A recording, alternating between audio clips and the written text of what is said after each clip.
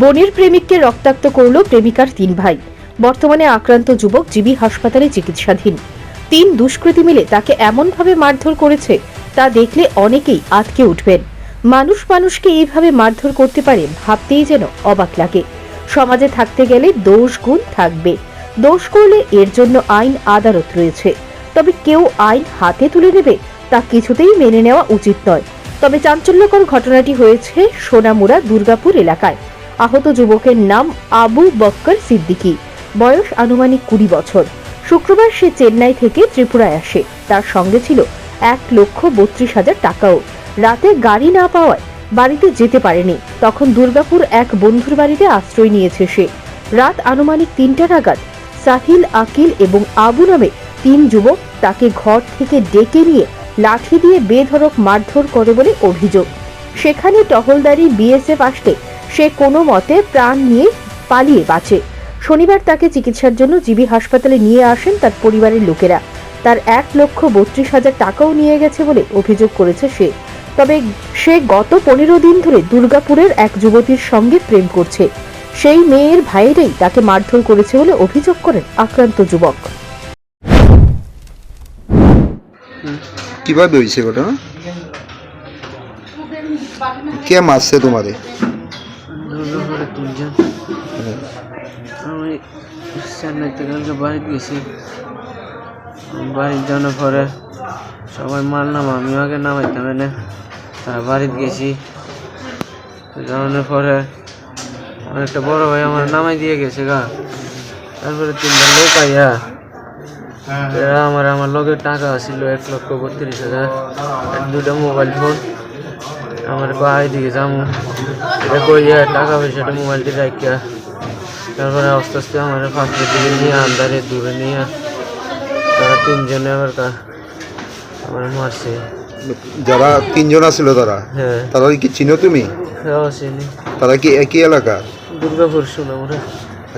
তোমার এমন ভাবে মারধর করার কারণটা কি? মারধর বিনা কারণে আমি কিছু জানি না। কোনো একটা মেয়ে সংক্রান্ত বিষয় নিয়ে তোমার মারধর? এরকম কিছু না, তারা মার ওইরকম কিছু হয়েছে না। তারা মেন কথা হয়েছে আমার তো টাকা পয়সা নেই, এবার মারবো ওইটা নিয়ে উচিলে ধরে মাইয়া লগে কথা কস এই সেই পুরো মিথ্যা কথা কইয়া আমার ভাসাইছে। তুমি কি কোনো মেয়ের সঙ্গে কথা কইতা বা পরিচিত আছিল?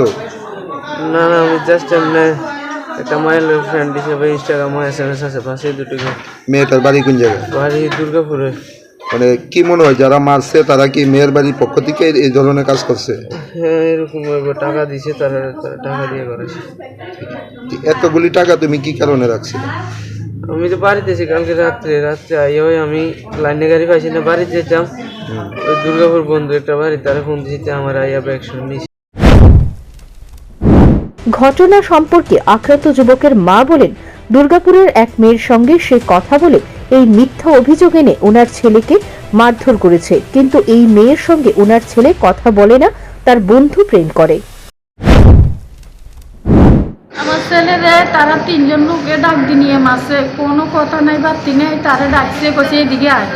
এরপরে গাছের লগে ধরে বান্ধিয়া তারা 3 জনে মারছে। কিটা দি মারছে, রড দি নাই বাঁশের জেঙ্গা দি, এরপরে পুরো শরীর কাটিয়ে লাইছে। আমার ফলার কোনো দোষ নাই। কালকে এসে চেন্নাই থেকে রাত্রে এদিকে আত্মীয়ের বাড়ি থাকতে গেছে। আত্মীয়ের বাড়ি থাকতে গেছে, কইছে এদিকে কোনো কথা ইয়ে নাই, তারা বাড়ি থাকবো। এরপরে সকালে বাড়ি যাইব, রাত্রে গাড়ি পায় না। এবার রাতে 3টা বাজে তারা ডাক দিনি বাইরে কোন জায়গায় লুকায়, তো এরকম করছে। হঠাৎ করে আপনার ছেলের এইভাবে মারধর করার কারণ? মারধর করা আমার ছেলের যে বন্ধুর বোনের লগে বলে কোন পোলা কথা কয়, তার সন্দেহ করে তারে মারছে। কইছে তুই কথা কস, হেতার মাইতে মাইতে এটি বাইর হচ্ছে, কইছে তুই কেডা ইয়ে করছে। আপনার ছেলে কি মেয়েটার সঙ্গে কথা কইতো? না না, আমার ছেলে কথা কয় না। ছেলের বন্ধু? ছেলের বন্ধু। যে ছেলেটা কথা কইতো এই ছেলেটার বাড়ি কোন জায়গায়? সোনামুড়া দুর্গাপুরে। কালকে কোন সময়টা কেনিছে আপনার ছেলেদের? কেনিছে রাতে 3টার সময়। এদিকে অভিযুক্তের নাম ধাম দিয়ে থানায় মামলা দায়ের করেছেন বলে জানিয়েছেন আক্রান্ত যুবক। যদিও পুলিশ দুষ্কৃতিকারীদের কাউকে গ্রেপ্তার করেনি, তবে ঘটনাটি ঘিরে সংশ্লিষ্ট এলাকায় চাপা উত্তেজনা বিরাজ করছে। Bureau report, news prime Tripura.